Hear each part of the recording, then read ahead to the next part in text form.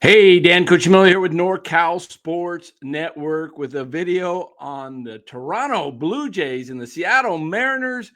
The Mariners crushed the Blue Jays in Game 2 in Toronto to go up 2-0.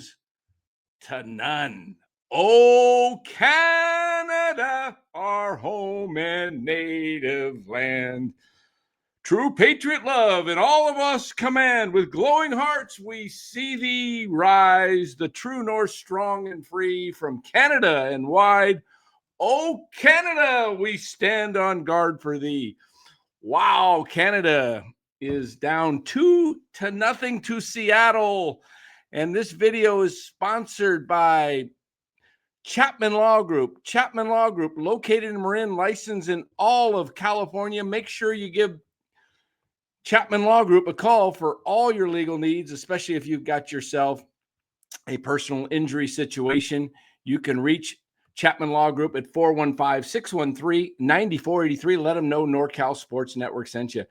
All right, guys, like and subscribe to this video. We're here after every baseball game of the San Francisco Giants during the season and throughout the playoffs and the offseason, along with NFL, NBA coverage as well. But the Seattle Mariners, let me put the winner's hat on. Come on, we can't. Canada, Toronto down 2-0. And I can't say I'm not enjoying it because Seattle has never been to the World Series. The only team in all of Major League Baseball that's never made an appearance. And today they came out guns a-blazing. They came out in the first inning and put up 3 runs in the very top of the first inning. A big home run by Julio Rodriguez, a 3-run jack, making it 3-0. But Toronto would, and this was all off Trey Yesavage. Everybody thought Trey Yesavage was untouchable. Not to be so today, right? The rookie didn't have it. In the bottom of the first, the Jays were able to pound out 2 runs. And after Kirk singled to center, let's see, what do we have? Luke's reached on an infield single to first. Springer scored on a throwing error by first baseman Josh Naylor. Luke's moved over to second and scored on Kirk's single, making it 3-2. The Blue Jays would tie it in the bottom of the third, another Luke single. And he is, well, I guess it wasn't another single because he did. He reached on an infield single in the first, but he scores in the second, or I should say not he scored, but Clement scored, tying it up 3-3. It would remain 3-3, guys, all the way until the 5th, from the second to the 5th. And man, if the big 3-run homer didn't strike again, this time Jorge Polanco, and this guy is hot, red hot, and he puts the Mariners up for good, 6-3. The Mariners would add another run in the 7th after Mitch Garver pinch hit and tripled off the center field wall, where Dalton Varsho got twisted around and lost sight of the ball. Should have been an out, but Varsho turned it into a triple. Another run, 7-3, and you kind of felt like the ball game was over at that point. And then in the top of the 7th, after another Polanco single, Josh Naylor homered to right, and it was 9-3. And then in the that same inning, Crawford hits a sacrifice fly, 10-3. Never a ball game today. So it's now 2-0, and they go to Seattle for games 3, 4, and 5. The Mariners only have to win 2 games in Seattle to not have to go all the way back to Toronto. And I think it would be fantastic for the Seattle organization to win it on their home field. This kind of reminds me a little bit of the San Francisco Giants teams of the World Series era of the 10, 12, 14, where they did it with homegrown pitching. Seattle has 4 homegrown starting pitchers in Brian Wu, Gilbert, and then you have George Kirby and Bryce Miller, who pitched game 1.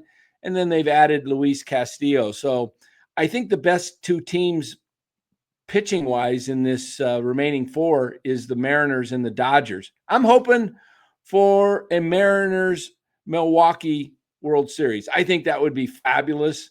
It would just be really cool. For those who do not know this, Seattle had a team in 1969, an expansion team. They came into the league, I believe, that year with the San Diego Padres, 1969, and they were called the Seattle Pilots, but they didn't have enough money. They folded after 1 year. They were down in spring training in Arizona, and they still didn't know what they were going to be. Were they going to be? And then Bud Selig, who was the longtime commissioner and of Major League Baseball, and he bought the team and moved it to Milwaukee, and they became the Milwaukee Brewers. So there you have it. Bud Selig, who is your commissioner of baseball, right?